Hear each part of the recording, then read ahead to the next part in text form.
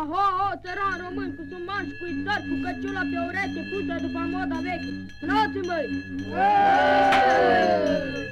Aho, aho, copii și frați, stați puțin și mânați, lângă băi vălăturași și cuvântul mi ascultați. Stați cu luat măian, pădica trăiași, încălicat pe un cal. Învățați cu numele de grauri, cu șaua de aur, cu frurile mătoase, cu fița de groasă. Mânați-mi, băi! Și-n scarci aici cap peste câmpuri s-a uitat, că să ia cu locurat, de arăt să mânați. S-a apucat într-o joi cu plug cu 12 băi, baulenii dinainte cu coarnele frinte, cei de la mijloc cu semene de bustioc, cei de la roată cu coarnele moarte. Mânați-mi, băi!